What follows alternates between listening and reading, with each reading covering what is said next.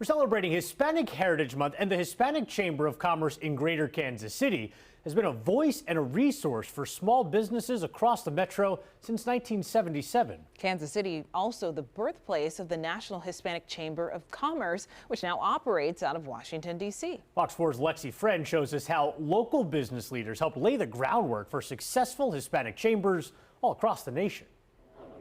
In 1977, 25 Hispanic businessmen in Kansas City saw the need for an organization that would represent them and their businesses. I think they wanted just a fair shot at some of the contracts that were going around. Not that people were intentionally keeping it out, but we found that they had to have an advocacy group that specifically knows how to work with Hispanic businesses. You got Hispanic employees, and you got different goals that you're trying to achieve.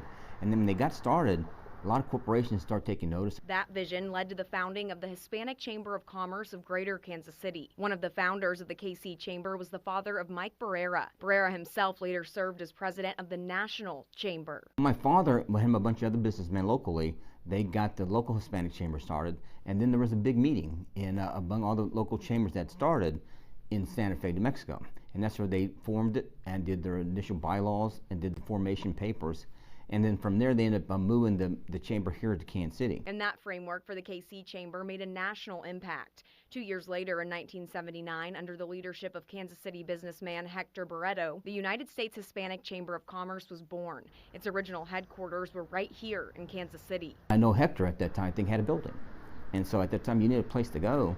And they were able to go to that building on Southwest Boulevard. That's where the first corporate offices were. Later down the road, the interest grew, so the National Hispanic Chamber offices moved from here to Washington, D.C. Edward Reyes, the president of Reyes Media, says when his parents started Dos Mundos in 1981, they moved into an office on Southwest Boulevard and quickly met the business leaders setting the foundation for the Hispanic Chamber. This resonated with my mom and her goals with the newspaper, so she was very much involved in.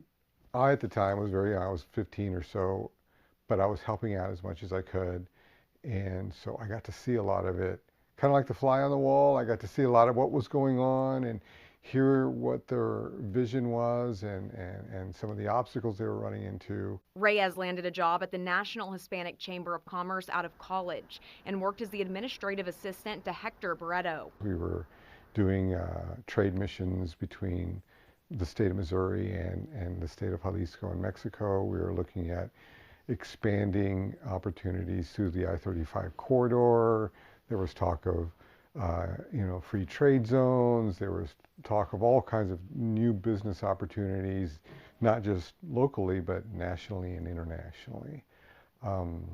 And it was a great learning experience. The KC Hispanic Chamber continues to have a positive impact on business leaders locally and nationally. It's been a tremendous impact, and hundreds of businesses locally, the chamber has been a resource for them in starting up, getting the right foundation set, networking with other like-minded individuals, finding opportunities for the businesses in their given industry. In Kansas City, I'm Lexi French, Fox 4, working for you.